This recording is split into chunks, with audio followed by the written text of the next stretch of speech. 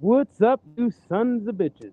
Welcome to another Tuesday Night Trash Talk, Season 2, Episode 62 or 63, one of the two. I forgot. 69. 69? Ooh, shit. It's a beautiful cold day in New York today. I'd say it's probably about 42 degrees. I'm freezing my balls off. Yeah, fuck that. Yeah, it's cold. It's So fall, I right? was I was cold today because we took toddler Triple P to his first T-ball game. And I was freezing because I was in shorts because it was only about 72 degrees outside. Huh. Well, you're in freaking what? Cancun, right? Well, yeah, I mean, we just got back from Cancun, but the weather in Cancun is pretty much like the weather in Florida until wintertime. Um, Cancun seems to stay in the 80s in the wintertime, and then Florida drops down into the 70s. So I Well, was I guess chilly. it depends where in Florida because like Fort Lauderdale in the wintertime is usually in the 80s. 80s. Yeah, well, Fort Myers, Cape Coral area, which is basically directly west of Fort Lauderdale, we get down into the mid 70s, and at nighttime it can get down into the 40s sometimes at night. Oh yeah. Dude, when I was in Texas in Galveston, so that's like the southeast, like all the way at the end. Remember it was like November of like 2015 or some shit like that. And we'd wake up in the morning, it'd be like freaking 38 degrees. And then by noon, it would be 80 something. Wow. Talk about getting fucking sick, huh? You know, that's sick weather right there. Yeah, I just can't. Man, I was born and raised in Chicago, and I'm all about knowing how to function in the cold, but I just don't want to anymore. I'm over it. I'm functioning. I got my Carhartt, and I'm wearing a hoodie. Yeah, I'm just over it, man. My my winter gear consists of maybe a light jacket, and that's as much as I want to bundle up. A pair of jeans and a light jacket. You ain't got much of a winter down there, so You know, like I said, nighttime it gets cold. Like in January, middle of the night, it can get down almost to the point where you'll see some frost, a couple of nights a year. oh yeah, it's been it's been cold here, but the good thing about up north, it kind of works into it. You know what I mean? It doesn't just go from 80 to 40. You know what I mean? It slowly works into it. Like summer, obviously, 90s, 80s, and in September it kind of goes into like the 70s, 60s. Then October, you know, from 60s to like 50s, 40s. Yeah. Now I saw your and for those of you that listen to this show every week, Patriotic Stacker and I never, ever, ever talk about the show until we go live. Everything we do is strictly off the cuff. So I literally looked at your thumbnail, bro, like 10 minutes before I logged in. So tell me what your thought process is with that thumbnail.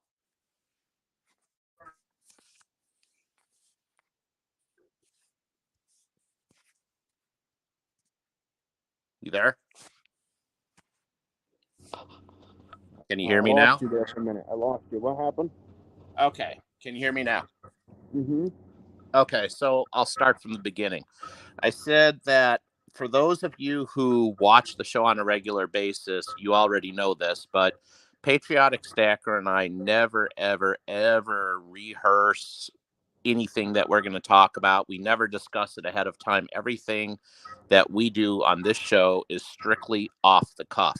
So I looked at your thumbnail, bro, like maybe 10 minutes before I logged in tonight with the World War III thumbnail. So tell Mm-hmm. me tell me what your thought process is with that thumbnail. Well, if we go back in history, and I'm a history buff, I love history. But if we go back to World War One, There was a bunch of conflicts that happened that brought us World War One. It wasn't just one day Germany declared war and every country decided to go at, all at war. So you had a bunch of conflicts going on, kind of like what's happening now. First, you have the border crisis in our country, the economy, not just only in our country, across the world. And not to mention, people are still coming back from this pandemic, or scamdemic, whatever you want to call it. Right. And then you hear this war in Ukraine. Russia and Ukraine are at war. Now, recently, the terrorist attack from Hamas on Israel is not only Israel and Palestine's problem. Palestine's getting the Middle East involved with other Muslim countries like Iran, Egypt, Jordan, Lebanon.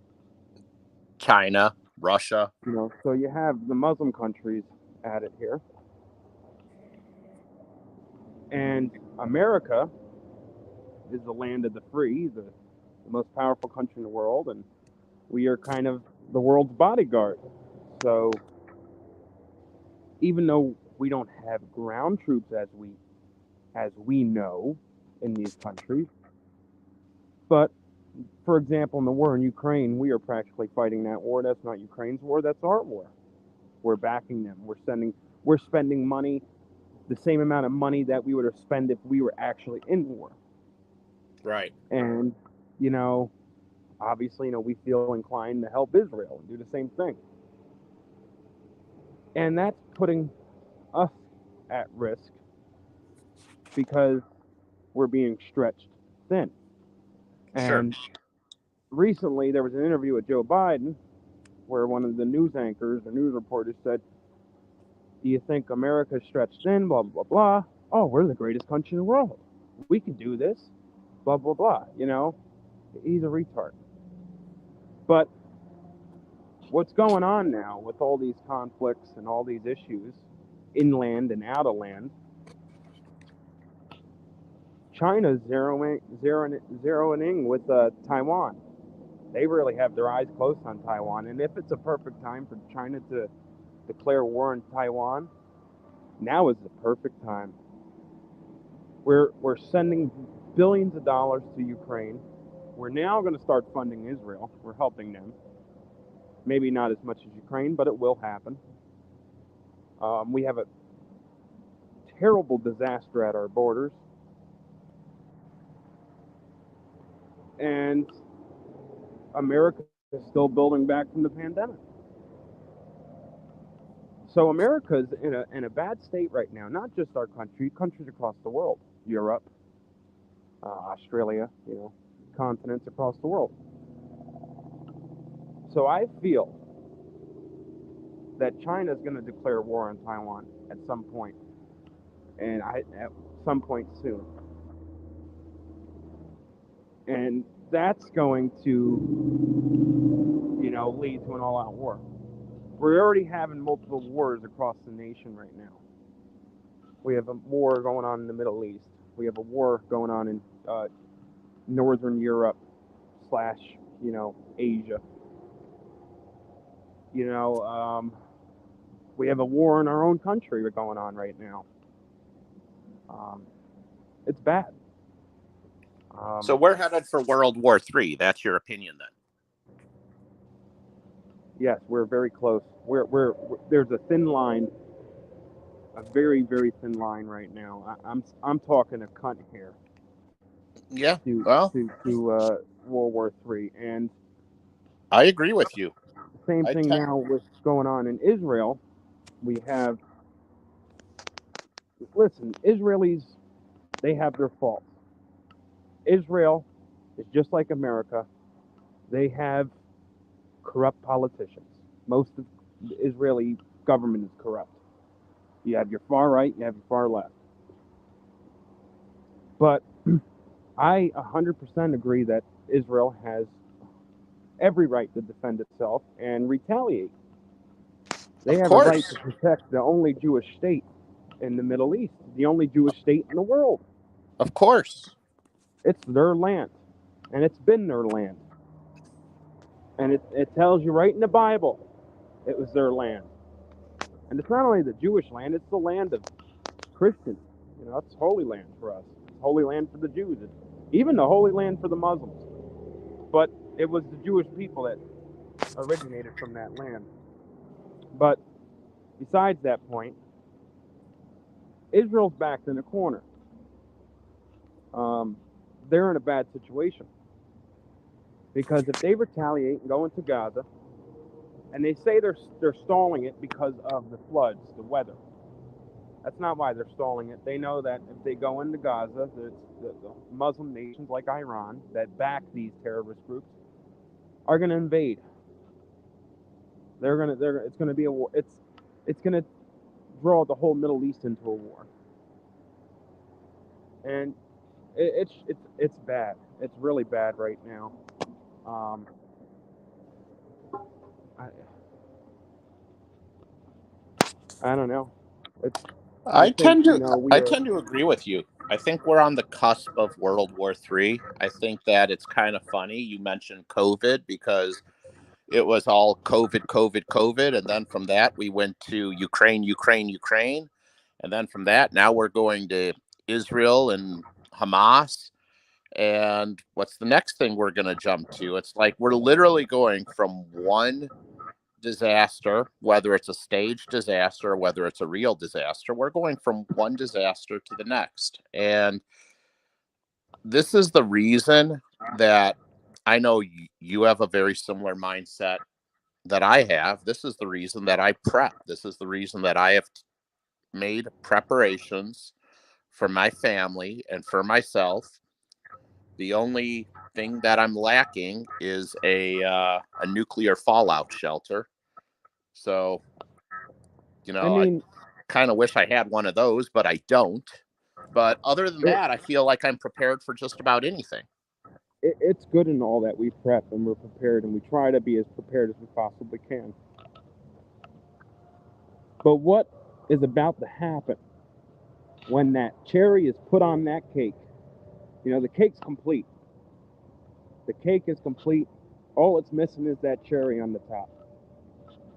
And once that is put on there and we go out to full out nuclear war, it's not going to be a World War One where we're fighting in trenches.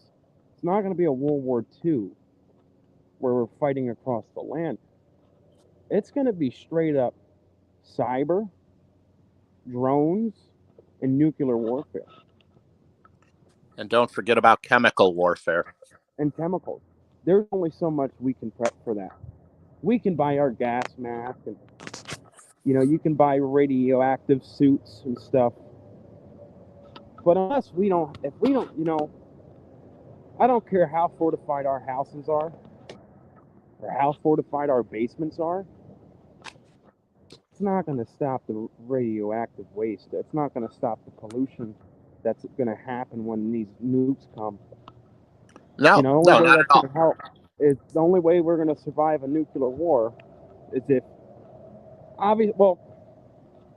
location is a big thing with that. If you are close to a major city, you're screwed. But if you're out in the Midwest in the middle of nowhere, you'll probably be okay.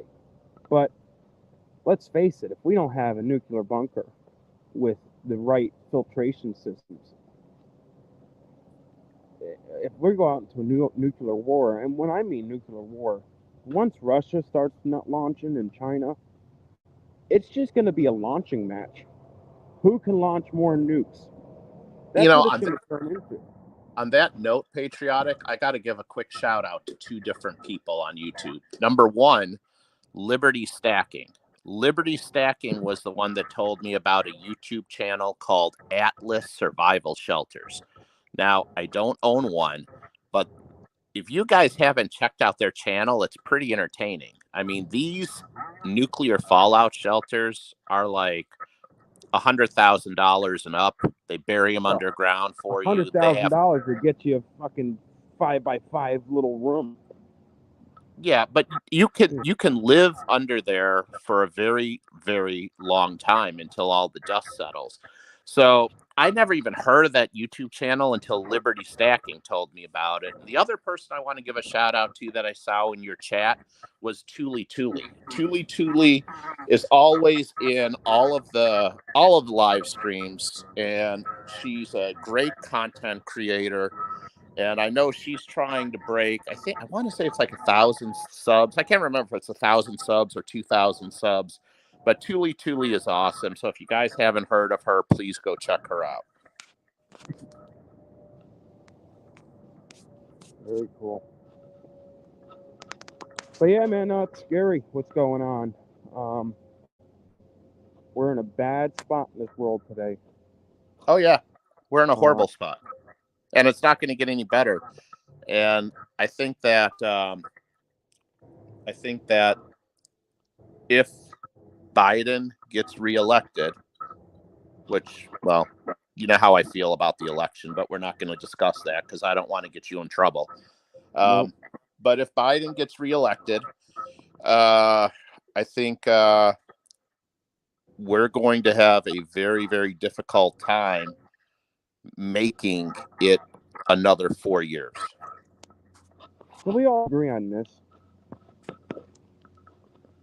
If Biden didn't win, and you know what I mean by win, we all know what really happened. But Biden won. If Biden didn't win in capitals, and Trump was still in, can we all agree there wouldn't be this situation? There wouldn't absolutely.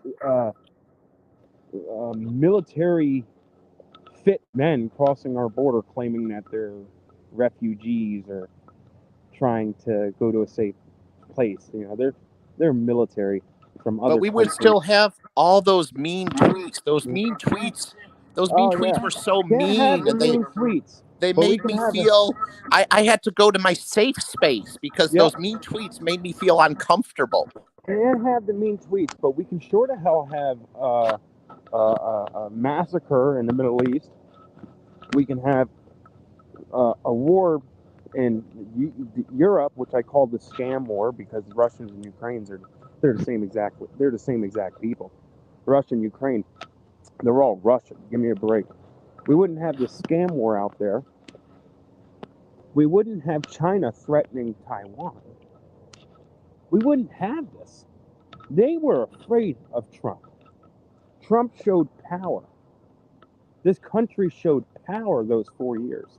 We showed we were the top dog. We were alpha.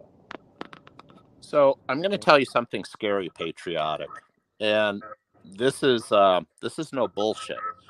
The value of the house that we live in. Our house was, I mean, 6 months ago, I could have sold my house if I wanted to sell my house for maybe $800,000. No problem, piece of cake. Do you know how much money of value I've lost on my home in the last 6 months? Your house probably sells for $400 now. Not quite that much, but I've lost almost $200,000 of value on a beautiful brand new home in Southwest Florida. And I have done nothing other than live in it for the last 6 months. And it has depreciated that much. Huh? I mean, that's perfectly normal. That happens all the time. It all depends. Well, that's 25%. That's 25. No, it's crazy, but you got to remember too.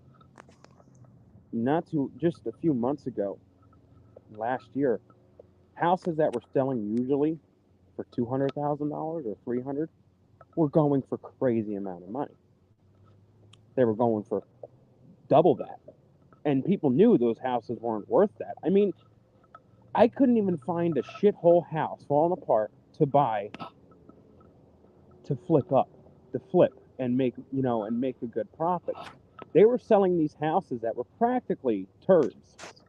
There was no fixing them. Pretty much what you had to do was gut it down to the bare beams and then hope the structure was good. and go from there. They were selling these houses for $200,000-$300,000. So Well, there was a point where they were asking crazy money for houses, and people were buying it. And the but I reason why think that was happening, I they think it's I think it's a little bit more than that. Let me tell you why. Mrs. Triple P logged into public records for Lee County, Florida, and she looked up all of the homes that are currently in pre-foreclosure. And patriotic, the list just goes oh, it's on and unbelievable. on and on. Yeah, And I have just on my block in the last month, just on my fucking street, 3 houses have popped up for sale like in the last month. So these are people that have lived by me like ever since I moved in, like for years or right after I moved in. And in the last month, like 3 of those houses just popped up for sale. yeah. People are losing their houses left and right. That's happening up here. I think we're about I think we're on the cusp of a major crash coming. I really really do. Houses, I mean, I can see houses in the Midwest dropping, but Florida is one of the fastest growing states, especially Southwest Florida. I mean, a lot of people from New York are cashing out their 401ks and they were coming down to Southwest Florida and they were buying houses on the frickin' canals for, 1.2, $1.3 million cash Oh because they yeah, cash out their 401ks and they buy their retirement home down here. yeah. I mean, that was happening on a daily basis. I had a friend of mine, he's another airline pilot. He was trying to buy a house on the water and he was going to come to the table with $500,000 cash and he was approved for an $800,000 loan or pre-approved rather for an $800,000 loan. He could not buy a fucking house because he could not compete with all of the people coming down here from the Northeast with cash after they cash out their 401ks. Exactly. Everyone coming down here from Boston, from New York, from Rhode Island, Delaware, they're all coming down here to fucking buy houses on the water. He Oh he was ready to close on a $1.2 million home and he couldn't touch it because he kept getting outbid. He ended up having to buy a fucking condo for less money. yeah. Oh yeah. Well, this is the problem here. So right now, BlackRock, Vanguard, all these hedge funds and multi-billion-dollar stock companies, they're sending people out and they're buying houses left and right. They want to turn around and increase what houses go for in these neighborhoods in these cities. I mean, you're going out to towns in the middle of nowhere. Um, that's why it's been very hard for me to buy any new property. I was lucky to buy that property last year during Christmas time. I got really lucky. But I even spent more than I wanted to for the house. And I had to pretty much do a lot of work for it. It wasn't terrible, but I had to do a lot of work in the house. I made good money on it, but point is, these companies are buying up all these houses. And these houses are worth, say, in reality, some of these houses are worth, on average, like an average house in New York, it's probably about 350. And they were selling these houses for $500,000, $600,000, $700,000, $800,000, and that's because these companies are bidding them up to that price. So that pretty much just knocks out the middle class, the working poor. They're not going to be able to afford that, so they up the price. So then you got these, people, first-time home buyers, people that really want a house. They go and buy a house, and they're already overpaying for it when it's really not worth that. And they're getting hit with a high interest. We're talking 6, 7, 8% now. Some places even higher. It's You know, higher yeah, with good credit above 700. A average 30-year mortgage is going for I think it was like 8.3%. yeah, fucking crazy. And people don't realize that until they start paying that mortgage monthly, and they realize they can't do it. They can't afford it. Last year, New York had more foreclosures. It was insane. So here's And the at the million same dollar time, question. the more foreclosures they had, they also sold more houses.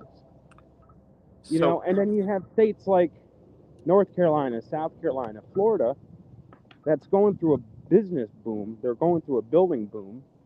And it's because of all the Northerners. They're selling their houses, getting out of Dodge, moving down south, and you know, which is why I didn't think we would see that level of real estate depreciation here in Florida. But in 6 months, I'm down 25%. the And I market's got to be trying to. honest with you, it doesn't really bother me because I only lose the money if I sell, and I'm Yeah, you not didn't lose selling. nothing. So I'm not really losing anything, but it's a little concerning to see something that you value go down. It's like if an ounce of gold were to go down to $1,000. You and I have the same attitude. We'd be happy because we'd buy more and we'd stack a lot more because we know it's going to bounce back up.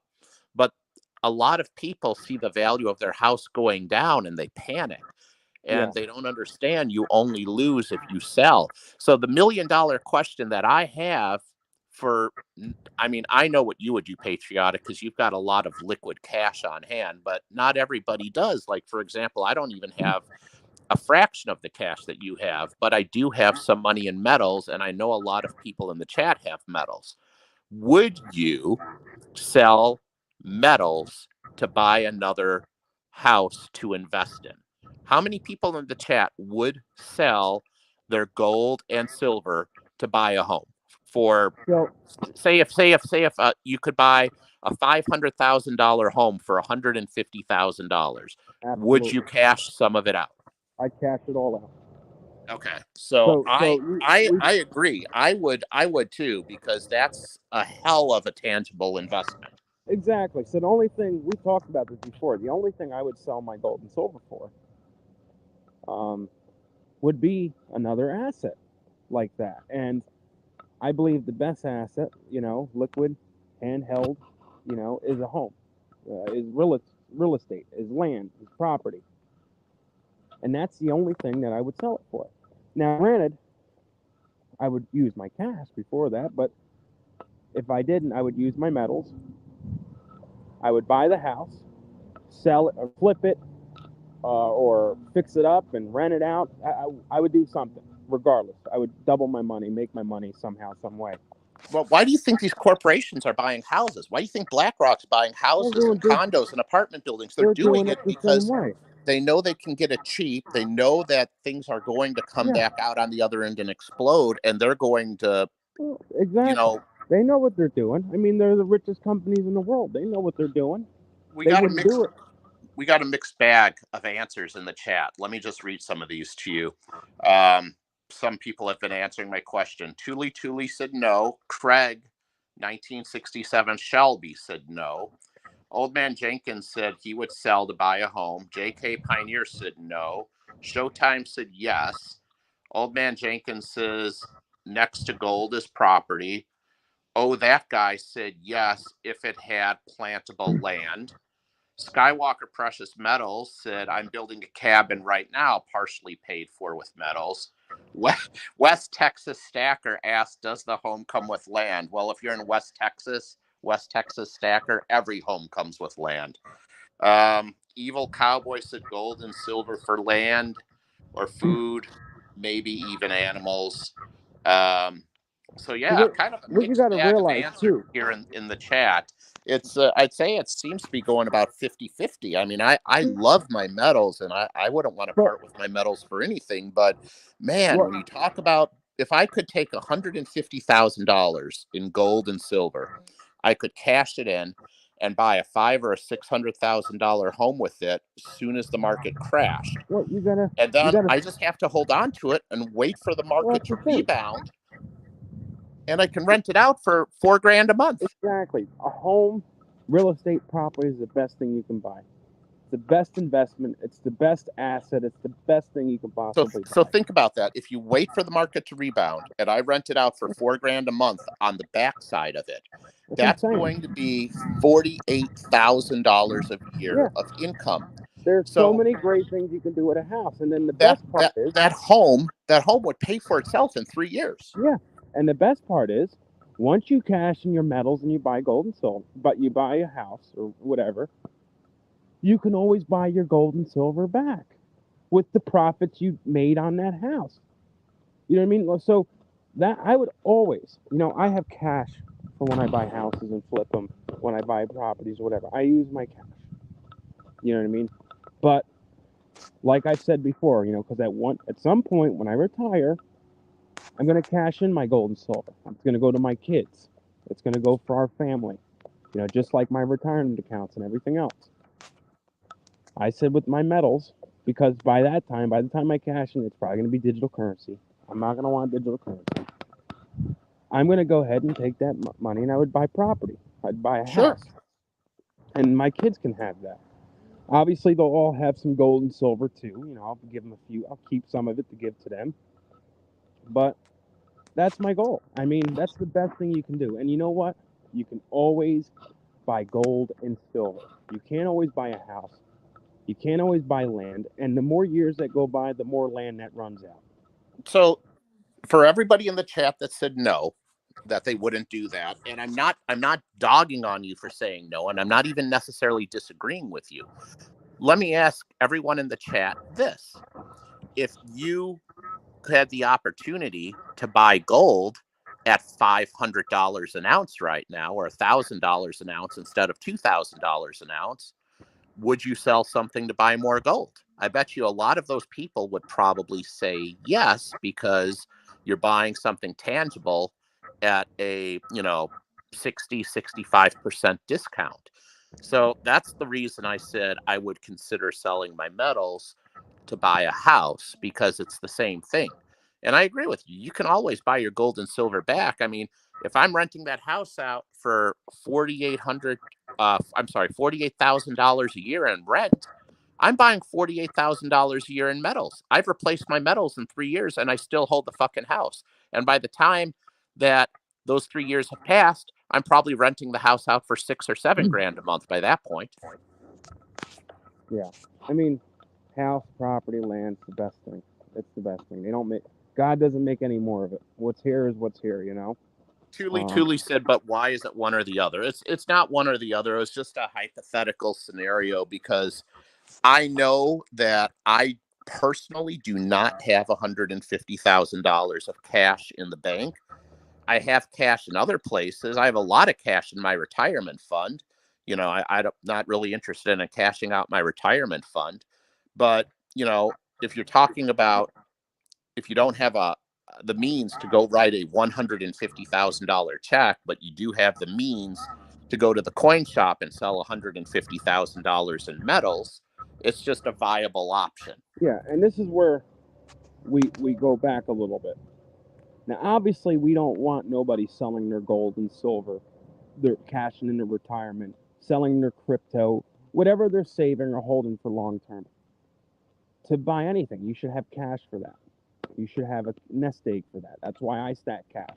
My cash is if I want to go buy a new car, if I want to buy a piece of property, if I wanted to buy the 2 acres down the road with that the guy selling for 50 grand just to add more acreage.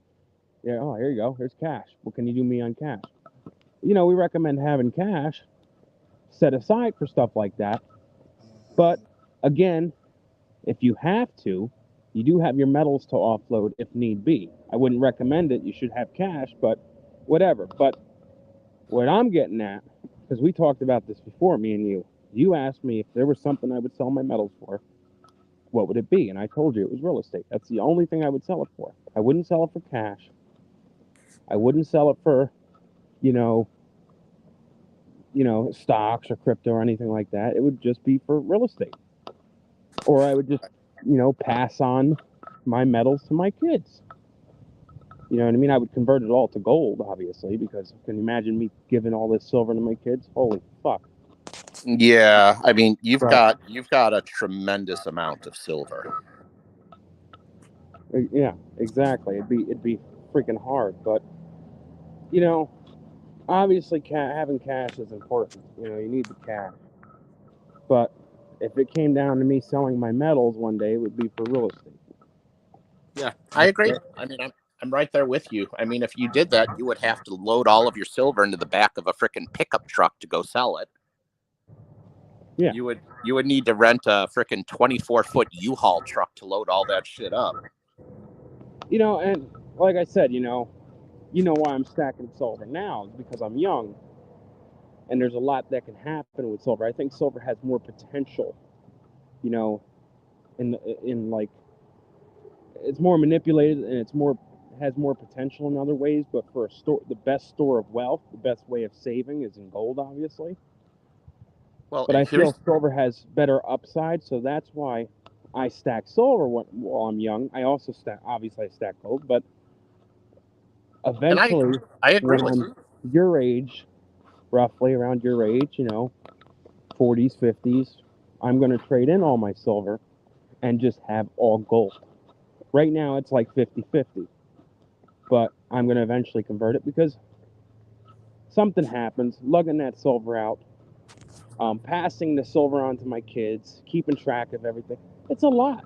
It Oh really is. yeah, And then, not to it is. mention, the kids are going to have to get a safe. I'd have to give my safes to them. You know what I mean? And that's going to, you know, too much. I mean, I don't even want to have to move the safe again. Where it is, that's going to be the last spot for a long time. I ain't fucking moving that thing. Well, and here's the thing too. If the housing market does crash, like I think it will in the near future, if that happens, the tangible assets values will increase. So if the housing market crashes, you're probably not going to see $22 silver at that time period. You're probably not going to see $1,900 gold if that happens. I think if things crash, it is going to show a weakening dollar, which traditionally we know metals generally move inversely of the strength of the US dollar. And I think you will see a significant increase in the prices of your tangible assets. Yeah, exactly. Anything tangible, anything that can be held in the hand, anything that's So you you can wouldn't be actually say selling is your yours. silver, you wouldn't be selling it for $22 an ounce at that time period. You would be No, selling it for maybe 35, maybe exactly. $40 an ounce. Who knows? And you know, yeah, I do believe we're in for another crash in the market with housing market and stuff. And listen, it'll be a hard time for a while. It'll bounce back up because the good thing about homes and property, people are always going to need a home. There's always going to be a market for homes and property and stuff. I mean, people go crazy over property and land and homes and rentals and everything. It'll always bounce back. But yeah, you know, we started seeing these numbers on houses die down a little bit because for a while there, I mean, during this whole COVID, what they were asking for houses that were normally not worth what it is, and obviously houses go up through time, but a house that was $400,000 and then 6 months later it's 800,000, that doesn't make sense. That's crazy. So I'm starting to see it leveling out a little bit, just like the cars. You go buy a brand new car. During COVID, cars that were normally 40, let's say you wanted a Dodge Durango, just a, you know, mid design Dodge Durango, say $45,000. Right. During COVID, they were asking 60 for that car that's usually 45,000 because of supplier issues and everything else. Even used cars were crazy. I mean, they were calling me every day wanting to buy my car back. I said, okay, so what am I going to buy then? You give me more than what I paid for it, but then what am I going to buy? I'm going to have to spend 60 to get a new car. You know what I mean? That's on a car that's Well, 45. You ideally, know? if you're a person that has multiple cars, what you could have done is you could have sold a $50,000 car back to them for Well, 65 or no, 70,000. Hold on to exactly. that money. That's what I did with my Ford Bronco. Okay. I sold that, but I didn't end up getting another car. It was just whatever. But you know what they were asking during the time, it was crazy. So now things are starting to die down a little bit. It's still the prices are still high, but now the price is starting getting like to where it normally was, a little higher. But the issue is that the interest is high now. So yeah, you might be able to get that car the same price pre-COVID, but the issue is now your car payments are going to be double. Yeah, if you can't pay cash, you're done. You're hosed. Yeah, because you're going to be paying. Figure for say a Dodge Durango at in between $40,000 to $50,000 with no money down, with good credit, anywhere from a 7 to an 850. No money down. If you lease it, your car payment's going to probably be around high $600-700 a month. You finance it, you're going to be spending $900 a month. Every $10,000 is $200 bill. So 10 is 1, 2, 3, 4, 5, 6, 7, 8, 9, 10. That's $1,000 a month. $1,000 a month. Anywhere from 7 to high 6 to 1,000, depending if you're going to lease or loan. And that's for average car, at a $40,000-50,000 price tag. That's pretty much what the average car goes for. Well, SUV, So, the interest is ridiculous. Same thing with houses now. Anywhere from 6 to 8%. If you get a 6%, that's good now. Yeah. I mean, you can always refinance and stuff, but still, Mrs. Triple P and I, we played it smart. We played it real smart because we refinanced our home 3 years ago, and I went down to a 15-year. I had 25 years of payments left. I went down to a 15-year note. I went from 4.5% interest, and we got 2% interest. And my house payment went up like $80 a month for us to shave off 10 years of payments. Yeah. I mean, you got to time the market. We knew we were close. I didn't know that I timed it perfectly, but we actually did, because I have yet to meet anybody that got less than 2% on a 15-year note. Well, you hear when it comes to the homes and property, they always say timing and location. And that's the key when it comes to real estate, timing and location. Yeah. And I live in a good location. I live in Southwest Florida, which is a very desirable location. So now it's just a matter of time. Yeah, no, exactly. So, yeah, I mean, I'm stacking and I'm sitting back like a shark to see what happens. And if I could cash in, even if I could just buy like a condo, like a vacation condo to rent out, those things were like freaking 6-7 years ago. You could buy them damn near like across the street from the water for like $125,000.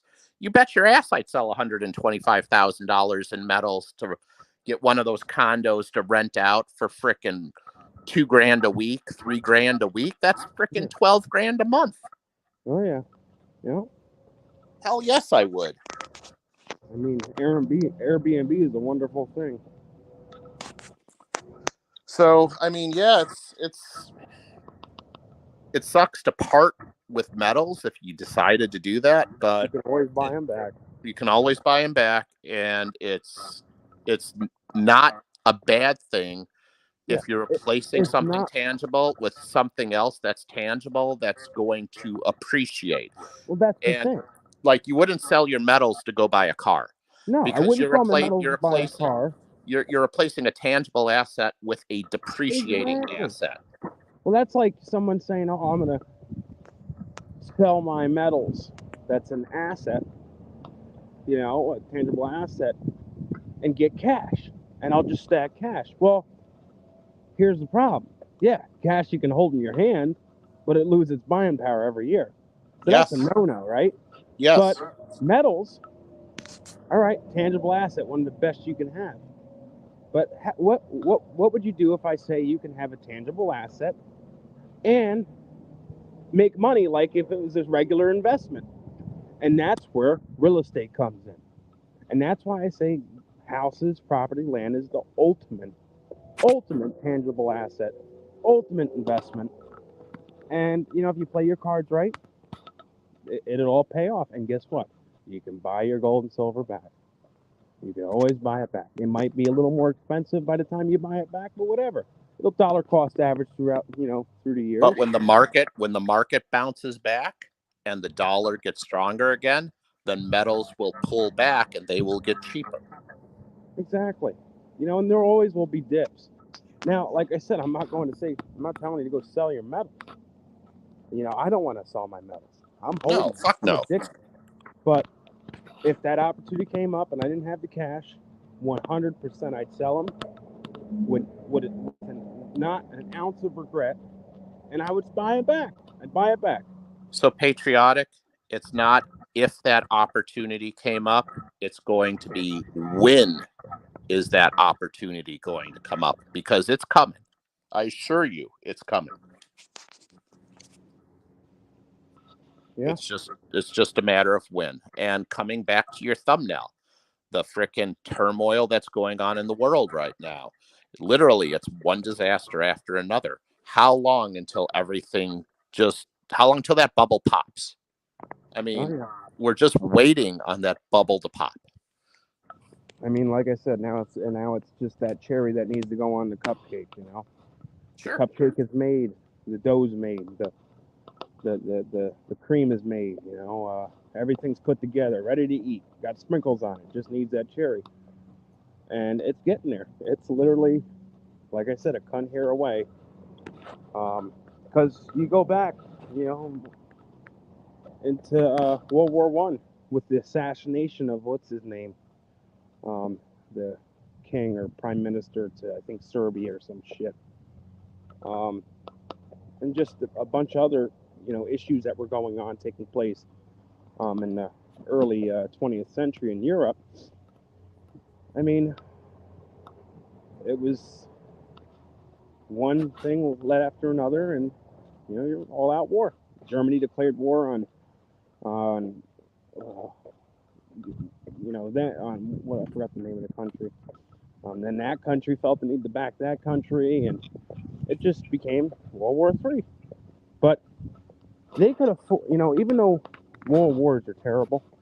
World War One was terrible. World War Two was terrible. Um, there was millions and millions and millions of people who lost their life. There was genocide. There was massacres. It was terrible. But we can't afford a World War III today. One thing people seem to forget: the more years that pass, the better technology you have, and that also includes weapons, military, better technology. Say if there was a D-Day, there was a June 6th, 1944, in 2024. You know what that's going to be? It's going to be boats coming up on a beach. They're going to drop the gate, and they're going to be these robots, these drones coming out. And they're going to have like guns on them. They're going to be shooting. And then, it's all going to be. We couldn't even fathom what it would look like. We haven't seen a world war in almost a century. That's what I'm saying. It's been 80 years, 80 and years, yeah. so I think that I think a lot of people are in for a very big wake up call over the next Yeah. few years. This will be a massacre. This will be another black plague. This is going to take, 3/4 of the population away. That's what it would be, if not more. It would become it would go from 8 billion people in the world to 500 million. Now, let me ask you a question. You said you don't have a nuclear fallout shelter either, correct? No, So I don't think anybody I know has one. so then why? You can afford one. Huh? Why? You can afford one. Because I'm not. Listen, I prep for my family and my kids for a natural disaster, for a war that took place on our country, for a hurricane, for multiple reasons. But let's be honest. If there was a nuclear war and us and our family happened to make it out after initial bombings, who would want to live in a world like that? Who would want to live in a world like that? My kids' lives would never be the same. Me and my wife would never be the same. We wouldn't have friends. We wouldn't have family because most of them would all be dead. Um, Everything would be polluted. Can't drink fresh water. The water in your grounds will be polluted. Everything. And there's no filtration system that's going to get radiation out of your water. Um, who would want to live in a world like that? So if it felt the need that they told us on the news, hey, 200 nuclear bombs are launched, and they're all going to hit all major cities in the United States of America. Take me. Take me. Take me and my family. I hope it's quick. I hope it's quick. Because I don't want to live in the aftermath of nuclear war. Look, in Hiroshima, and this was the first nuclear bomb. This is nothing compared to, for example, the Tsar bomb of Russia. And that was, last time we seen a Tsar bomb was in the 60s. Imagine all the shit they added to it now. Now, times that by 200. Or times that by 2,000. We couldn't even imagine what it would look like. And how bad the world would be. It would be so bad that volcanoes, like super volcanoes, would launch. It would literally be equivalent to, the extinction of dinosaurs. Because all that damage, all that impact would cause volcanoes to erupt, would cause hurricanes, blockage of the sun because of all the ash and waste and radiation. The radiation across the world would spread. There'd be acid rainfalls. Who would want to live in that? That is a very logical answer, and that's a very good point. So why would I spend $2, $3, $4, $500,000, $1 million, $2 million, $5 million for a fucking bomb shelter, a nuclear bomb shelter? You know what I mean? And let's be honest here too. Say if you make it out of a nuclear waste and you survive, and you stay in your bomb shelter, because after something like that, you'd have to stay in there for years. Oh yeah, yeah, you'd have to stay in there for many years. Even though the food you buy says, all right, this is for 4 people, it should last you a month. And realistically, for 4 people, even if it tells you a month, let's say it's only going to last you 2 weeks. There's only so much room, so much storage you can store. You know what I mean? No matter how well you prep, I buy a year's supply of emergency food yearly. I've done it for the last few years. Yearly, I buy a pallet, Ready Wise, Angus Farm, or My Patriot. I like them all. And I buy a year's supplies. I buy ammunition. I buy everything. Survival kits, first aid kits, everything. But eventually, with a family of 6, and I'll probably have more than that. I'll probably have my mother, my father, family that live close, say, hey, listen, I got food, I got this, come. It's going to run out at some point, and then we're going to have to leave the comfort of our shelter and search for food, and everything's going to be polluted. Everything's going to be gone, and it's going to take years for the earth to come back to normal. You know what I mean? So why? I mean, bomb shelters, if you lived in Israel, okay, understandable. Hurricane shelters out in the Midwest, absolutely. But up north, we got basements. You know what I mean? That'll, help against hurricanes and, big storms and a lot of shit. But, spend that money for a nuclear shelter for what? I mean, for what? Yeah, that's a good point. You know what I mean? We'd be fucked. In a nuclear war, there's no preps that could prepare us. Yeah, we might live the first few months, but then we're all going to eventually die. And I'd rather die from the blast than getting cancer and radiation poisoning. Problem is, most people that die from nuclear war don't die from the blast. Most people that die from a nuclear attack are going to die from radiation poisoning. Yeah. And that is one of the slowest, most painful, most agonizing ways to die. Well, let's go back a little bit more in history. Hiroshima, Nagasaki. There's still radiation in parts of those cities. People are still born with birth defects. Not as much as they used to, but it still happens. And now let's go back till, I think, 1986 in Chernobyl, and the border of Russia and Ukraine there. That town is freaking covered in radiation. It's unbelievable. And we're talking almost 40 years ago. It's still covered in radiation. And Yeah. that's just a little, it was a big explosion, but it wasn't no nuclear bomb. It wasn't really a bomb that left a crater in the earth, you know what I mean? It was an explosion in the factory. And that alone caused that whole city to be ruined. And it was a big city. It was a city where a lot of people worked and vacationed, and it was a very, very popular area. They, like I said, the only reason I brought any of this up was because that's the only type of disaster that I feel that I am not prepared for. None of us And are. and there's really not a very easy way to prepare for nuclear war. Yeah, there's really no way. You see these movies and shows of, like literally movies where they have a nuclear nuclear bunker that's a mile underground, and the best state of the art filtration system, so it draws the toxic waste air and it circulates it and it comes out the other end clean. A lot of that's bullshit, man. It's just typical Hollywood shit. And that's why, because we got some crazy people running some countries. Vladimir Putin there, he's a whack job.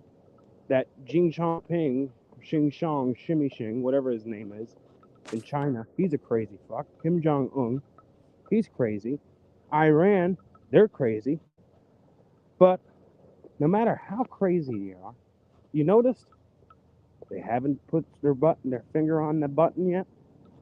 Because they know themselves, all right, we'll get to destroy America, but they're going to destroy us too. No one's going to make it out. We're not going to destroy them. They don't launch nothing. We're safe, and we can live a great life without America. No. The minute they launch, we launch. So that begs the question then, are they really crazy, or are they just narcissistic control freaks who are all about theatrics and making money? They're crazy, and they're narcissists. And the narcissist is coming just because they know if they push that button, yes, they'll kill America. They'll kill other countries. They'll be the only country around. But then the narcissist thinks, oh, but if I push this button, they're going to launch. It's all going to be a nuclear war, and I'm going to die too. I don't care about my people, but I'm going to die too. What's that solving? I don't want to die. I want to live. That's why none of these crazy fucks have pushed the button yet. That doesn't mean they won't one day, but I think that's what's stopping everybody. Because they know it'll be a full-blown out. There's going to be a gradual escalation before somebody pushes that magic red button. There's going to be attack after attack after attack, and it's going to be a gradual escalation until they say, all right, well, I can't believe they did this to my country. Now I'm going to frickin' turn their country into a gigantic kitty litter box. Exactly. And I mean, in a situation like that, America would be pinned in a corner because the first thing happens, 9/11, we wanted revenge. We were sad, we cried that day. The next day we woke up, we were mad. We were pissed. We wanted revenge. We wanted to kill these fuckers. We didn't care if they were kids or adults or elderly. We wanted them gone. And that's, the natural patriot thing, right? We're patriots. We love our country. You attack us, we're going to go back tenfold. But in a situation like that, if a country does launch a nuke at us, we would really have to think, should we launch back? Because us launching back could cause the end of this country. But also, if we don't launch back and they continue to launch, that can also cause the end of our country. We'd be pinned in a corner. But I'll tell you something. Ben Netanyahu, his name there, whatever his name is, the Prime Minister of Israel. Right. If they're backed in a corner, Israel, with these Muslim countries, he did say he will nuke. He will nuke. And, they have, I believe, 90 nuclear warheads. And, I mean, Yeah, I'd rather it be in their hand than these Middle Eastern countries, because at Well, the end of the day, Israel is a Middle democracy. Eastern countries have it too. Iran has a bunch Yeah, of nukes. exactly. But Iran's right down the road from them. what scares me that Israel has these is that they are the most attacked country in the world. And granted, they have the best defense. You know how you have a good football team and they might have a really good defense, you know, defense, you know what I mean?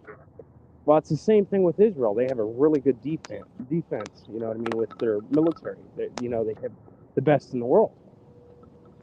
But with all these terrorist attacks, I would be afraid of them getting those nuclear arms getting in the wrong hands. Because people like Hamas and Taliban and Al Qaeda and ISIS, they believe in their cruel religion that if they kill people that do not practice the same religion, I mean, they even kill their own people, but you know, they go to a better place. And people like that don't care if they die. You know, they believe if they take down others, they go to a greater place. They're barbarians. They're barbaric. Yeah, They think they're exactly. going to go to heaven and have 72 virgins. Exactly. I mean, I mean, that's a very difficult enemy to fight when yeah. they visualize the afterlife as being 1,000 times better than the life they're already living. I mean, we're all human, and we fear death. We do. I mean, every birthday that comes, you know, we're like, oh, we're closer to death. We fear it. We do. You know, if you want to admit it or not, we are all a little scared of that. You know, eventually you accept it, but few times out of the year you might think about it. It might hit you in the head. You're like, oh wow, you know, I'm probably only on average, I probably only got 25 years left or 20 years left or whatever.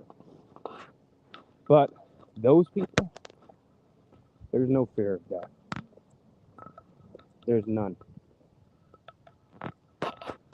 They don't care. They'll take you down, and they'll die with you. Yeah. Yeah, it's tough. It's very tough to fight an enemy like that. I mean, what's going on in Israel is ridiculous. And a part of me says, nuke them. Wipe them out. Wipe out Gaza. Wipe them out. But a part of me says, don't. You know, because you'll have the whole Middle East after you. I really don't see how it's our fight. I really don't. I mean, I think what Hamas did to Israel is obviously horrible. Yeah. And this whole bullshit between the Ukraine and Russia, how is any of this our fight? None of Who it is. who made us the world's protector? The minute we walked into World War II, that's what made us. Because we bailed out everybody. If we didn't go into World War II, every country in Europe, countries in Africa would all be speaking German. There'd be pictures of Hitler everywhere. There'd be pictures of swastikas. We'd all be speaking German. The minute we stepped in, officially in 1944, on the European side, we bailed them out. It was the turning point in the war.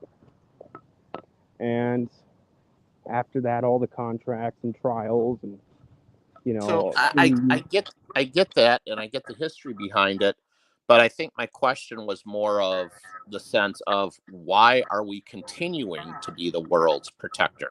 I mean, I understand historically what has happened, and I do support Israel. I understand that Israel is one of our strongest allies, but maybe Israel and Hamas is not the best example, but I'll go back to the Ukraine and Russia. Why is that our fight? It's not. it's Like, not our fight. and personally, I think we as a nation are backing the wrong country. I don't think the Ukraine is any better than Russia. I don't No, think they're any less guilty than Russia. they're I don't want to see polluting. us backing either one of those No, countries. let them do this. Let them tear each other apart.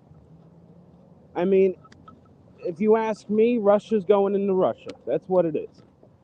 Let them do their own thing. If you want to kill your cousins and your brothers and your sisters, because that's what they're all related, go for it. Keep us out of it. I think it's wrong what you guys are doing. Keep us out of it. Israel is not our fight, but I can understand us helping them over Ukraine.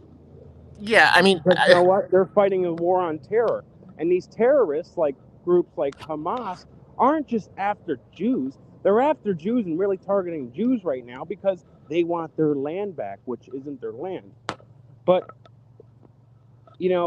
outside of that, they hate Christians. They hate Americans. They despise Christians. Yeah. They cannot stand Christians. Dude. They will attack us next. They don't care. Yeah, They will attack exactly. anybody who is not extremist Muslims like they are. Yeah. I mean, they kill their own. But, I feel, if we weren't helping Ukraine, and we shouldn't be, I could understand sending some stuff to Israel. That I understand. Because despite the Israelis or Palestinians, Israel's the land where our Lord came from, our Lord and Savior. It's where he was born, it's where he died. That's our holy land. That's the Christians' holy land just as much as the Jewish holy land. And Jews and Christians are very similar. We practice a lot of the same things. Sure. The only difference with Jews is they believe that Jesus was not the Messiah, was not God's son. They believe that the Messiah hasn't come yet. But outside of that, we are very similar. We read the same Bible pretty much. Different names for the book, but it's practically the same. We all believe in Abraham and Moses and Noah's Ark, and all that's in the Jewish book. Did you know Muslims believe in Jesus? But they don't believe in Jesus as a God's son. They believe in Jesus as a prophet. Right. But Jesus is also mentioned in the Bible, in the Muslim Quran or whatever it's called. They just believe he was a prophet. They didn't believe he was God's son. But I can understand sending helping hand to Israel, not like we're doing in Ukraine, sending billions of dollars. America first. America always first. But I can understand helping them fight the war on terror, which we had, which we did for 20 years. And we turned around and walked away and killed 13 Americans. That's the thing, though. We're sending hundreds of billions of dollars to the Ukraine. And what did we send to Hawaiians? $600.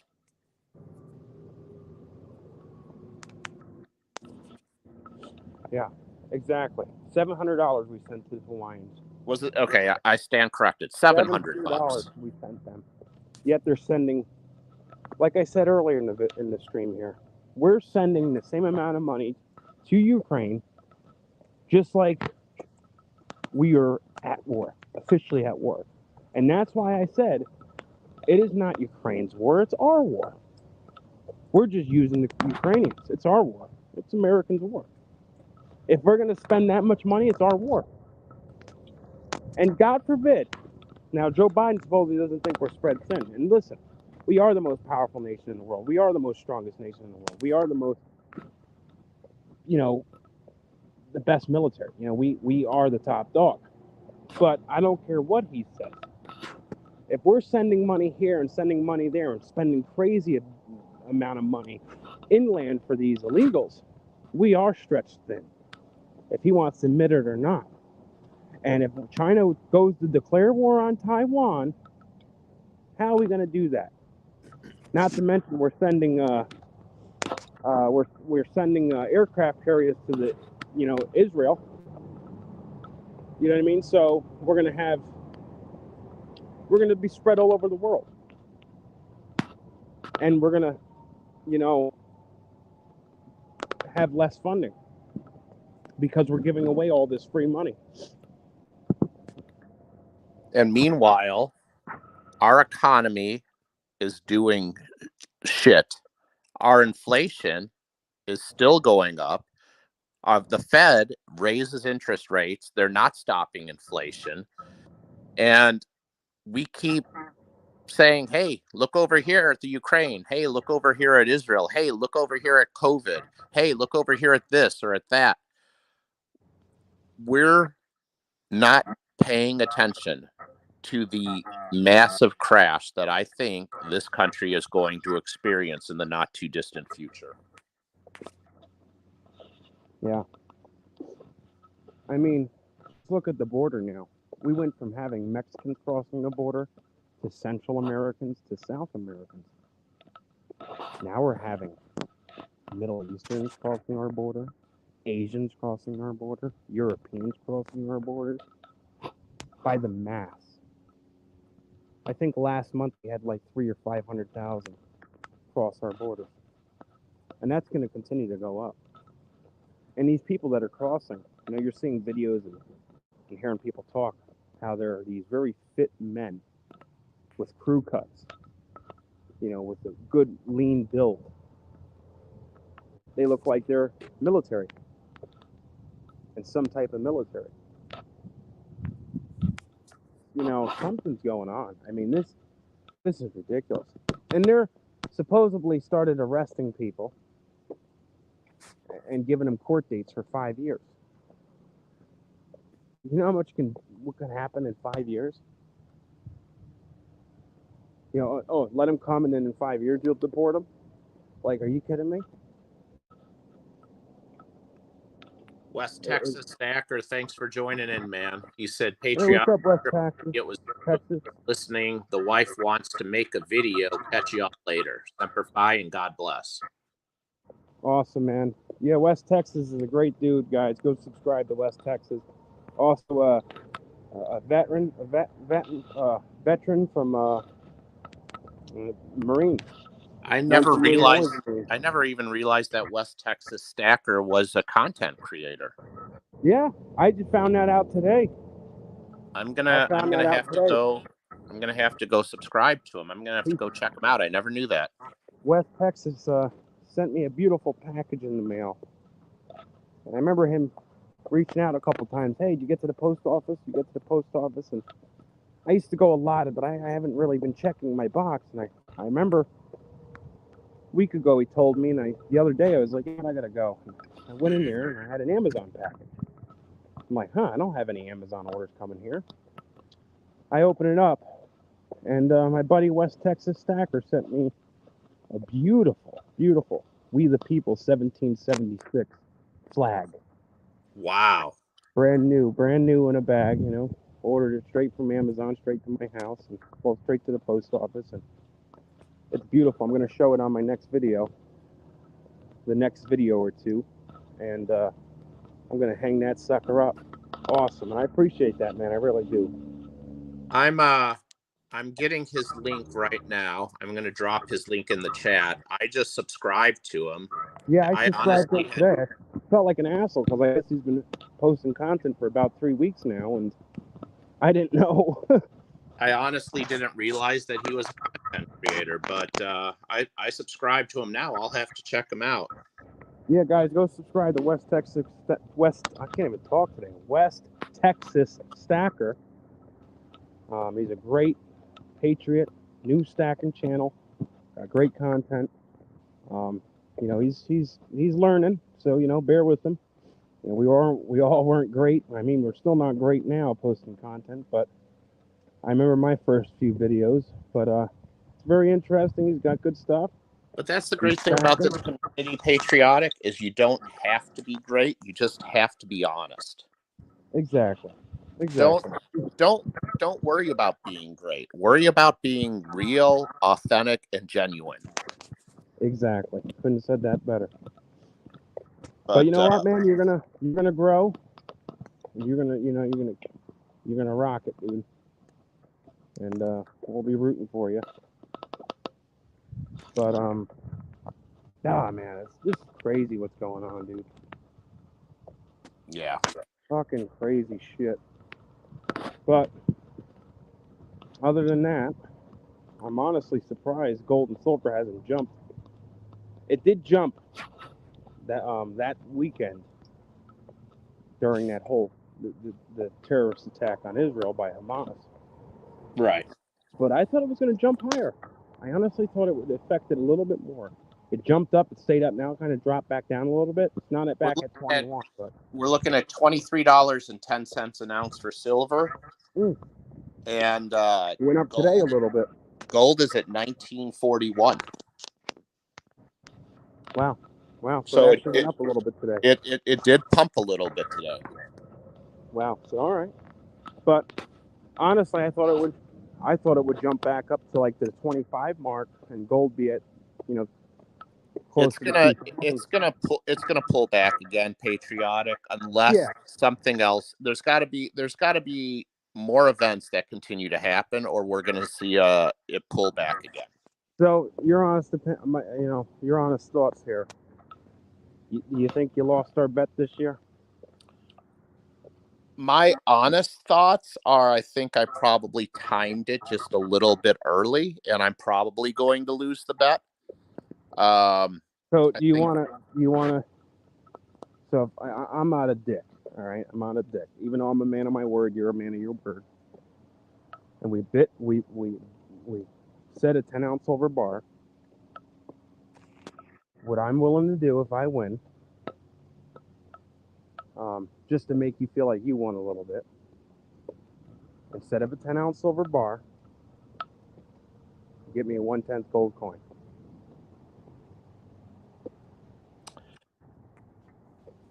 I mean, if I win,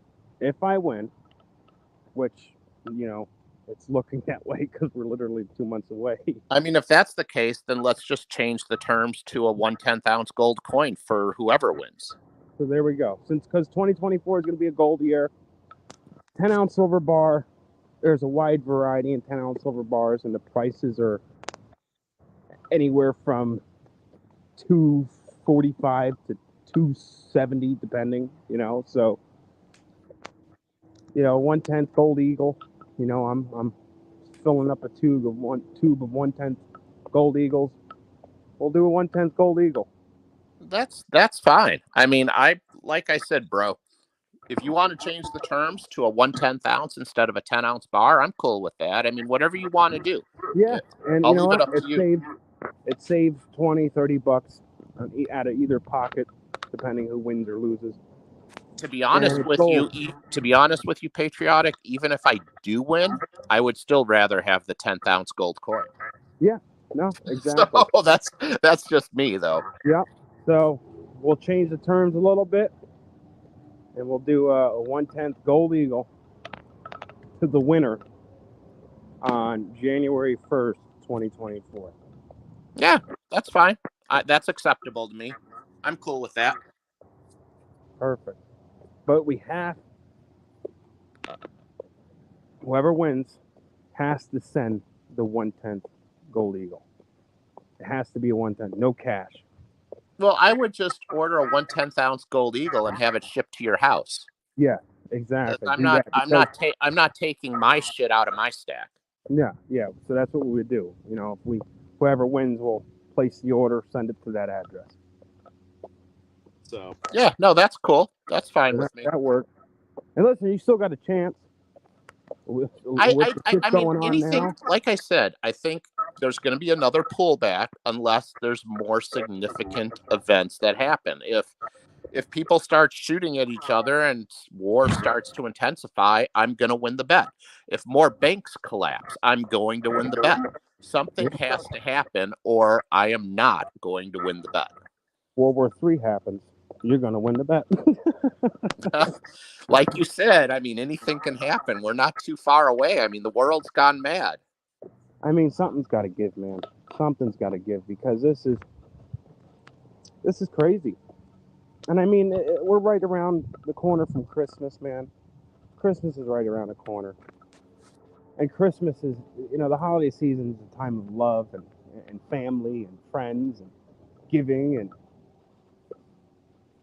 and to all this shit to be going on and just getting worse, especially, we're coming up to the holiday season. it makes you depressed for even the holidays.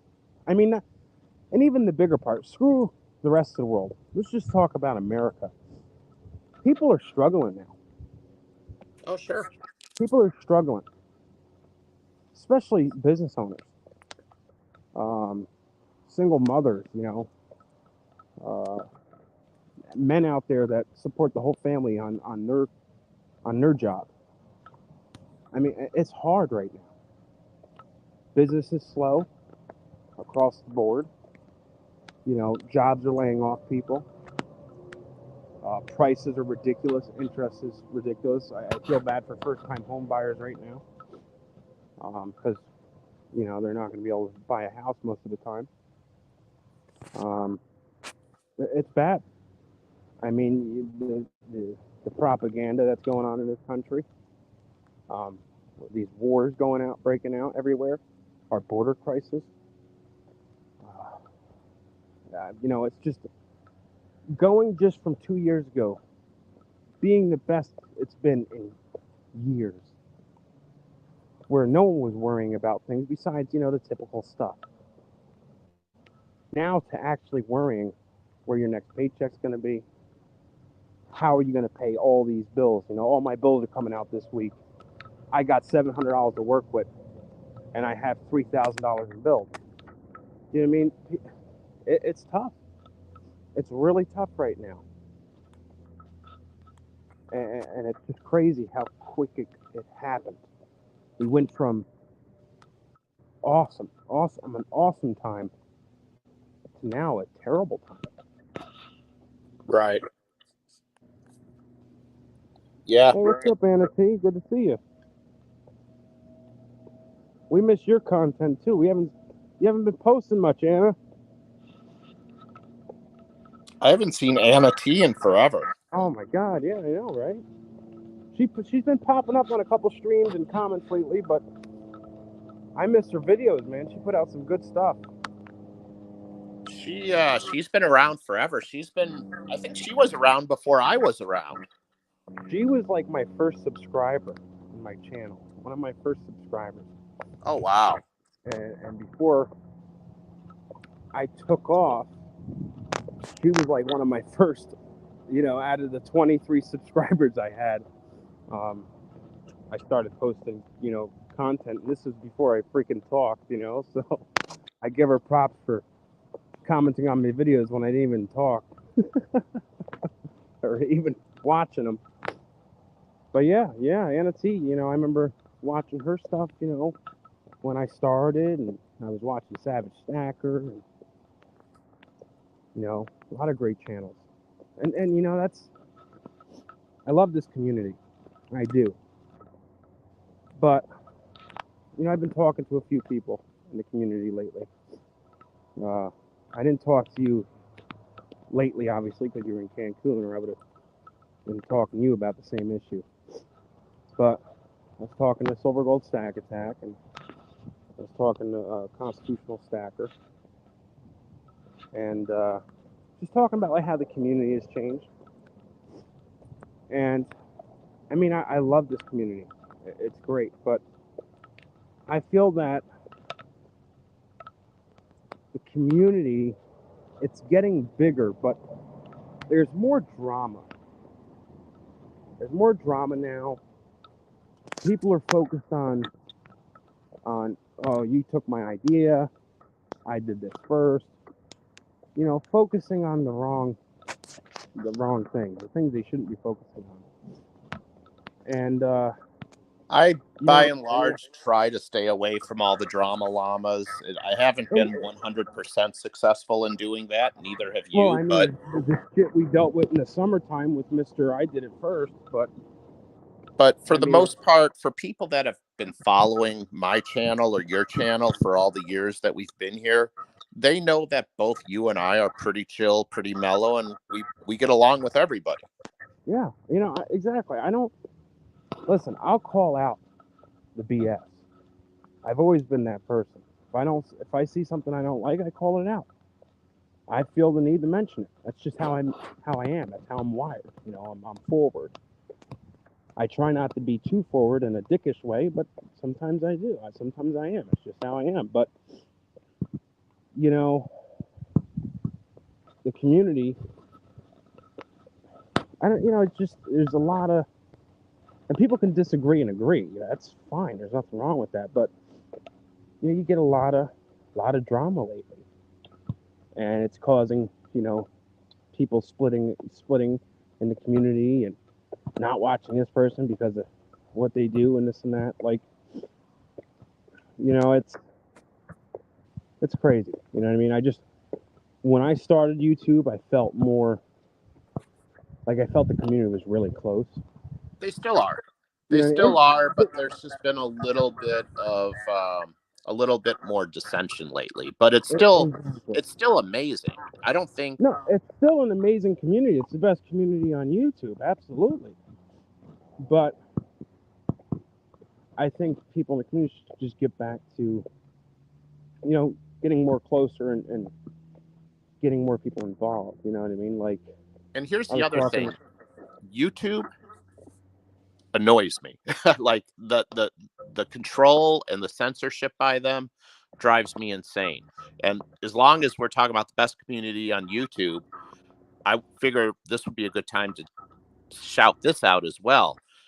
We're also going to be the best damn community on Rumble because both you and I and several other stackers have started to move over to Rumble. And we still post videos on YouTube, but more of my creative creative content is going to be on Rumble. And I think you're probably going to be doing some of the same stuff. So Well, for those of you in the chat, if you don't have Rumble, download Rumble and please check out Patriotic Stacker and myself on Rumble because absolutely. there's a couple of videos that I have on Rumble that have been yanked off of YouTube because I was spewing facts. So it is what it is, though. Yeah. Now, I just started a Rumble account literally 2 days ago. Constitutional I Stacker. was your first subscriber. Yeah. Constitutional Stacker actually talked me into it. Good. He talked me And he talked me into it as well. No, yeah, I already had it. That's what it was. I had a Rumble, and Constitutional said, "Dude, you got to get over on Rumble." I went to Rumble. Fuck Google. exactly. And I said, Constitutional, I'm already there. He's like, Yeah. "Oh shit, good for you, homie." Yeah. Now, YouTube is my bread and butter. You know, I've built my channel up. I'm not going to just walk away. That's where I get most of my views, most of my watch time, most of my, you know, followers. And I really like YouTube. But outside our stream, when it comes to just my videos, I'm not very political. I don't really talk about anything besides metals when it comes to my videos. That's what my Tuesday Night Trash Talk's for. That's what our show's for. Right. That's where I go off and I talk about everything. Because if I monetized this video and uploaded it, I would be banned. I would be taken off YouTube in a split second. So that's why we have our stream. But the reason why I started a Rumble is because, you know, it's something that, you know, everyone's getting a part of. And I like the whole fact that you can say what you want and do what you want. And I said, you know what, I'll give it a try. Obviously, my YouTube's the main thing, and I'm going to continue it that way unless YouTube gets too crazy where I'm going to have to walk away or they'll kick me off because I feel that they're going to kick everyone off eventually because they don't like stackers and what we say and what we mean and our thoughts because most stackers are also preppers and we're very, you know, pro Second Amendment and, you know, we're very conservative Christians, you know what I mean? We're typical patriots, right? And they don't like that, obviously. So, you know, it's a secondary platform. It's another platform for my channel. It's a free platform. If there's a video that I can't post on YouTube, I'll post it on Rumble. And my Rumble account is where I can go more. I can incorporate politics and other things with my gold and silver content. and I can go more of a wide range on Rumble. So that's why I started a Rumble account. Plus, people were talking me into it. And I like how Rumble's kind of like a half Instagram, half YouTube in a way. Like, I don't know if you notice your Rumble app is very similar to like Instagram. It's an interesting platform. I'm still trying to figure it out. I think I only have like maybe 16 or 17 videos uploaded on there, so I don't have a lot. And I think I'm just like barely over 300 subscribers on there. So it's very small potatoes. So I'm still Yeah. learning it, but Oh, yeah. I like the fact that if I want to say something about the election, I can. Exactly. And that's If why I I want also to say started something to. about the um, the jab that goes into your muscle that causes issues, I can. Hmm. So Exactly. And that's a big reason why I started, a Rumble. And who knows? Rumble might be my main thing in a few months or in a year or so. Who knows?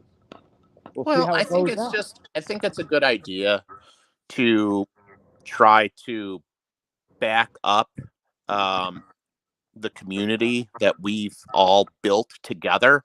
Because let's face it, this community, the best community on YouTube, could also be the best community on Rumble. We've all built up this community, every one of us. So, Exactly.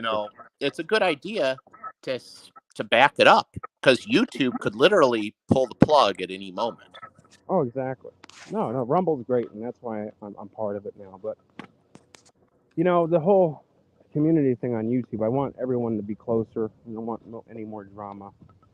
Um, I know community members are split between this whole YouTubers getting paid and being monetized. And listen, you know, I'm all for getting paid to do something you love. I never knock another person's hustle.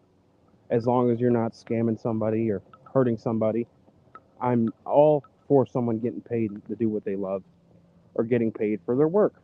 Um, I don't have a problem with that. You know what I mean? As long as, like I tell people, like the bigger channels, you know, they start to kind of go away from the small crowd and don't respond to people and only respond to people if there's money involved. And it's become a business for them. So they're doing that because it's a business. You know what I mean? It's their full-time job now. But when you got people like Salivate Metals, he's also monetized. He also makes very good money on YouTube. He's still part of our community. I mean, so like going the Sal route is the way to go because he never forgot. You know what I mean? He's still part of it. He watches all of our videos. We shoot him an email. He's right there. Yeah, when do you want me Yes. on? I mean, Sal is great. So I have no problem if someone does mining stock. He's the godfather of the silver stacking community. Exactly. Sal's great. He went the right route. Um, I feel to mention this, but Trident did a rant video a few weeks ago about channels downing Yankee because people calling him a sellout, and they're doing the same thing. And I don't think people mean him as a sellout So because he's getting here's getting where I think that you have to draw the line. If you're going to get paid to sponsor somebody's product and it is a product that you have and that you believe in, I don't see a problem with that. Let me give you a perfect example. The last sponsored video that I did was for Right to Bear Arms, which is concealed carry insurance. So if you're ever involved in a self defense shooting and you get arrested or you get sued and they come after your house and they come after your family's wealth because you used your firearm in self defense, it is a law firm that will give you a free legal defense and will pay for anything that may be awarded up to, I think I want to say it's like up to $1 million or something to that effect in Hmm. civil penalties, or there might not even be a limit. I'd have to go back and look at the policy.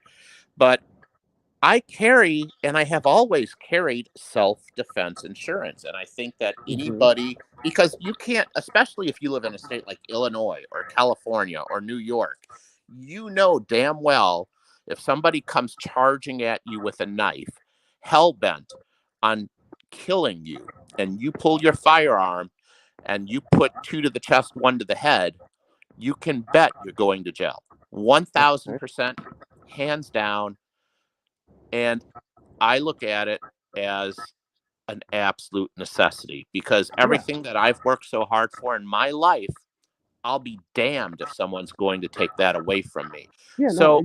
So when they asked if I would promote their product, I looked at it and I said, "Yeah, I think it's a good product." I talked to people that have it. I Exactly. I thought it was a good product, so I did a video and I promoted that product. So does that make me a sellout? I don't No. think it does. Absolutely not. Maybe some people would say that I'm a sellout because I put a couple of coins inside of my pocket for a product that I truly believe in, that I think everybody who carries a Exactly. firearm should have. But I And mean, patriotic, you can attest to this more than anybody. I've been yeah. asked to do many mining videos, and I've turned several of them down because I will not support anything No. that I do not Exactly. wholeheartedly I believe in mean, myself. look at Scottsdale. They reached out to me, and before they reached out to me, I had the Scottsdale link in my YouTube description since I started my channel because I believe in Scottsdale so much. I love their product. I love their bullion. They seen that. They reached out to me and they said, we'd like to make you an ambassador to our company. For every time someone clicks on your link and buys something, um, we'll give you a kickback. It's it's nothing really, but I said absolutely. I believe in you guys. Now, with the mining stocks, and this is the real issue what people have. They reached out to me, and listen, I'm a physical guy. I like gold and silver. But at the end of the day, I have a wide portfolio. I have a lot of stuff that I can't hold in my hand, like my stocks. Can't hold that, right?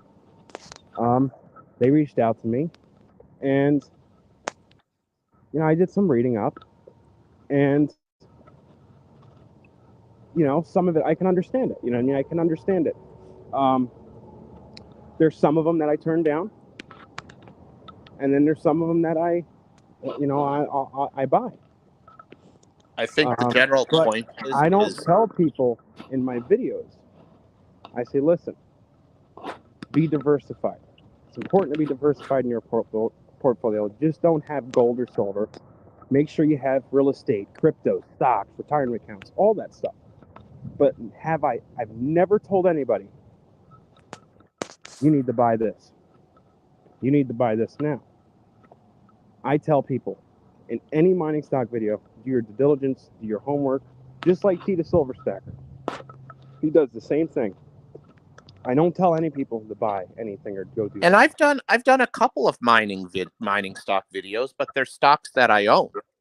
Yeah, And in I think I've done two or three of them. In those two or three videos that I've done, I have always said, "Don't listen to me. I'm just a stupid fucking bus driver. exactly. Do your own due diligence." But by the same token, if I'm not invested in it, I'm not going to make the video. Exactly. But So at the end of the day, I too, think the big and I won't say in those videos that I actually own that stock or not. But yeah, I'm telling you, just between me and you, if I've made a video, I own it. yeah. But at Now, the end of the day, too, let's say this. does that make me a sellout? No, I it mean, does some not make people you a would seller. probably say that makes me a sellout, and that's Does okay. not make you a But seller. I don't really care one way or the other. I think that the key takeaway here is you just need to hold true to your values. But listen Don't to this. don't fucking Even change. even if you don't own any, if you're not pushing it, that's fine. But at the end of the day, You go to McDonald's, you get a hot coffee. You know coffee's hot. You turn around, you spill it on your lap. Should you be able to sue McDonald's because it's hot and you got third-degree burns? I would say no, because you're a fucking dumbass. You ordered a You're a hot dumbass. coffee, you know it's You're a hot. dumbass. Look at that girl that bought Gorilla Glue and put it in her hair, and then turned around and sued Gorilla Glue because they didn't say on their bottles that don't put this in your hair. She actually sued them. Well, So look at if the I fucking label. get a mining stock, Look at the label on fucking Drano. It that's says what I'm saying. do not drink. But Like, say if I do a mining stock and I tell people, you know, do your homework, do your due diligence, look it up. If the information's there, if you want to look it up, I never say buy it. But if some watcher or follower, subscriber goes and spends $100,000 on that mining stock that I did a video on, and they lose it all, what are you going to come after me? You're going to sue me? I didn't tell you to buy it. You know what I mean? So everyone, you have to do your own research. You have to do your own homework. You know what I mean? If I don't think the company's not good, if I think the company's a crock of shit, I'm not going to do a video on it. I'm not.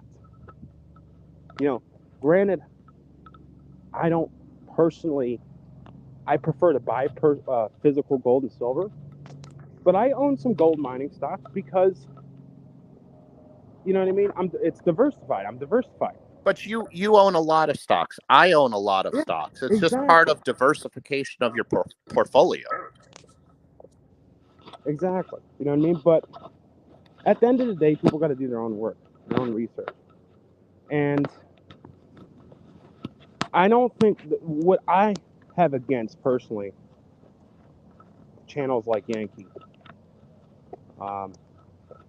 bigger channels like that, it's not so much the mining stocks.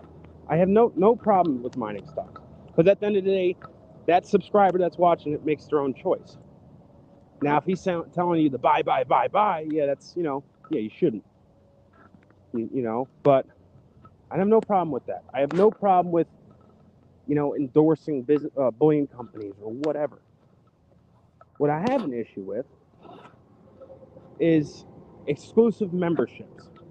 You can't watch my content unless you're a member.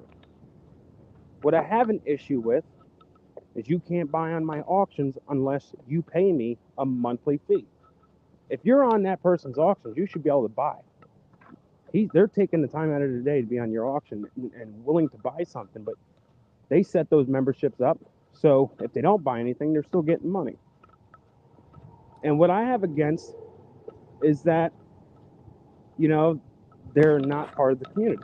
I mean, they're not part. They don't respond. They don't, you know what I mean? They're not a Sal. And Sal is just as big, makes just as much as money as these guys, and he's there on every small channel. You ask him a question, he's there. He'll help you out. He'll join your stream if you got 1 subscriber or 1 million. You know what I mean? There's routes you can take, and just like you said about values, he didn't change his values. The Sal 10 years ago is the Sal today. I agree, but I got to interject here for 1 second, Patriotic, and just change the subject for 1 minute. I'm trying to pay attention to the things we're talking about as well as some of the comments in the chat. And it seems like a lot of the listeners here are talking about some type of haunted thing or some ghost. I just want... Here comes a shameless plug. One of the very first live streams I've ever done, in fact, I think it was my very, very first live stream, was called, hold on 1 second. I'm actually going to... is that the whole thing with your dead haunted graveyard or some shit? My experience, what happened to me after my grandfather passed. Yeah, you clickbait the fuck out of everybody. You said it was a picture of a graveyard and something, then you're just in like a hotel room talking. It wasn't clickbait. I never said that I was going to be a graveyard. I said it was a story. Yeah, something, yeah. This is the first live stream that I've ever done. I'm going to link it here. I have all kinds of interesting thoughts about the stuff you guys are talking about in the chat.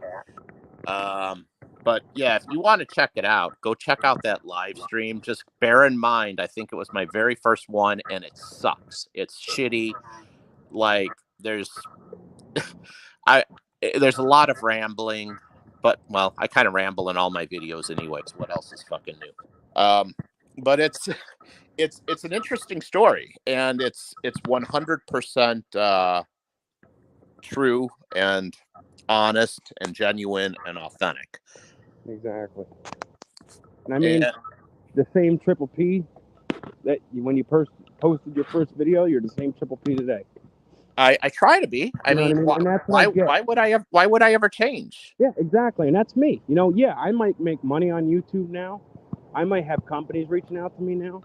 But I'm the same patriotic stacker that when I started than I am today. The only difference is I talk in my videos now. But I have no plans of changing. You know what I mean? It's just now we're bigger channels. You know, you get a little something back, and to get paid for something you love doing, I mean, that's great. And it just goes to the stack, goes back to the channel. So another thing that I want to throw out there, and I'm gonna wrap it up here in a second, but I want to leave you with one quick story about something I have going on. I got a for a long time I thought I was the only pilot in my family's bloodline. A couple of years ago, before my grandmother passed away, I found out that her first cousin flew for the Luftwaffe, and he got shot down and killed. So, what's that? You got Nazis in your family? Well, it was my grandmother's first cousin. My grandmother was German, and he flew for the Luftwaffe, and he was shot down and killed. So it was a very, very distant relative. So then I'm like, okay, well, I guess I'm not really the first pilot in my family's bloodline. Here's where it gets fun, though. Yesterday, I was talking to my great aunt, who's turning 90 years old in a couple of days. And I found out that her father, which would have been my great grandfather, who I never met, was a fighter pilot in World War One, and he flew for the United States in he flew a Fokker biplane, and he was a fighter pilot, and he he has his wings that he wore on his uniform, as well as some other memorabilia that signifies kills that he got while he was flying. And this week, I'm going to pick all of that stuff up from her house. It's all sterling silver. It's 925 sterling, and she's gonna give me that stuff. So when I pick it up, I'm gonna make a video on it, because I think it's gonna be one of the coolest silver pieces that I'm going to have in my stack. Because now I found out that not only am I not the first pilot, not only am I not the second pilot, I'm the third pilot in my family's bloodline, and I'm thrilled to death that those wings that he wore while fighting for this country in World War One are now going to be in my house, and hopefully someday passed down to my kids. And who knows, maybe I might not be the last pilot in my family's bloodline either. That's awesome, dude. So Hey, I'm pretty excited about that. I think Mrs. Triple P and I are going to head up to her house on Friday afternoon. We're going to bring her a nice 90th birthday gift, and she's gonna give me that stuff to bring home. that's awesome, dude.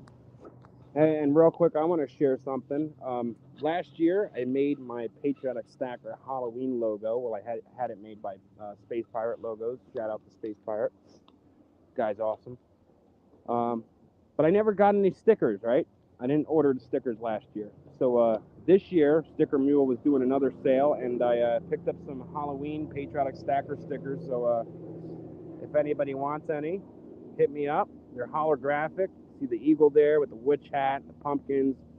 It's a cool Halloween patriotic stacker sticker. So if you want one, just for the low price of 3 payments of $5.99, I take PayPal. Do you accept auto draft? Will it auto draft right out of their checking account? Autograph is if you want an autograph sticker, it's going to be 3 low payments of $9.99. That's it. Oh my God, what a steal! Yeah, that's what we call a sellout. No, if anybody wants one of these, hit me up, email me, and I will send you 1, 2, 3, 4, whatever you want. These are cool. I love Halloween, and Christmas is coming too, so I'm gonna have some of my Christmas stickers as well. But yeah, guys, hit me up, and I have a bunch of other stickers, my typical logos. If no one's gotten a sticker from me, just shoot me an email and give me your address or PO box, and I'll send it over.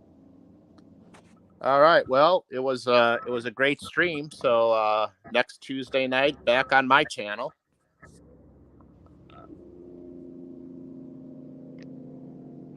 Yeah, absolutely.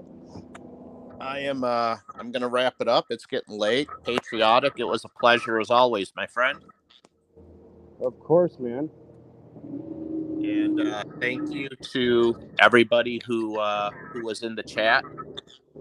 Patriotic and I love you all. So thank you from the bottom of our hearts. Absolutely. See you guys later. Take care. Bye bye.